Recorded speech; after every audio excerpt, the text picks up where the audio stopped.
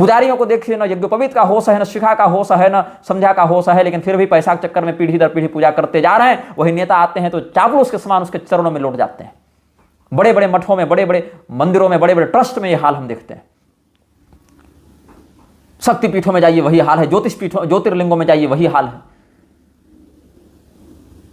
जो गोमांस खाकर आ रहा है, रणवीर कपूर खुलेआम बताता है, वो व्यक्ति घुस जाता है महाकाल मंदिर में और उसमें हिंदू विरोध करता है, प्रशासन हिंदू को लाठी मारती है। ये तुम्हारी औकात है हिंदुओं, और तुम कहते हो न्यायपालिका का सम्मान करो और संविधान को धर्म से बड़ा मानो।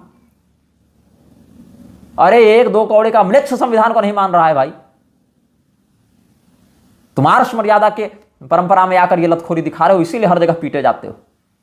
तुम्हारे मंदिर तुम्हारे आंखों के सामने तोड़ रही है प्रशासन कानून के नाम पर।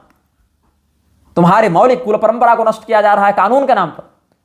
यह कानून तुम्हारे लिए विष है।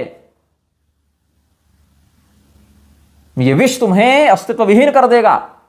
तुम एक केवल वोट बैंक बनकर रह गए हो कुछ पार्टियों के। पार्टियां बस चाहती हैं कि तुम बस बाहर निकलो, एक अंगूठा दबाओ और घर में आकर सो जाओ, खाए, भूख लगेगी 5 किलो राशन मिल जाएगा। इसका तुम एक टूल बन गए हो। जैसे भेड़ बकरियों को पालते हैं गडेरिया और काट कर उसका चमड़ा बेच देते हैं, वैसे तुम हो गए हो नेताओं के। और उन नेताओं के द्वारा जो दलाल धर्मगुरु पैदा किए गए, पीठाधीश्वर जगतगुरु, उनके तुम टूल बन चुके हो हिंदुओं। तुम्हारी आंखों के सामने तुमको दिख रहा है कि अगला अली मौला कर रहा है। किस मुंह से अली मौला का विरोध करोगे? तुम कहोगे मुरारी गलत है, जब तुम्हारे शंकराचार्य खिलाफत में अली ब्रदर्स के साथ मिलते हैं। तुम्हारे शंकराचार्य कहते हैं कि जेल में बंद मुसलमान हमें हिंदू राष्ट्र बनाने में सहयोग करेंगे।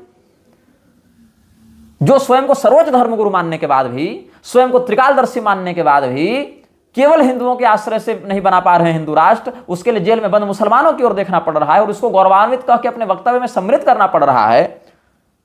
तुम उनसे क्रांति और परिवर्तन की आशा करते हो। भाई बुरा लगेगा, लेकिन इससे तथ्य नहीं बदलेगा तुम्हारा।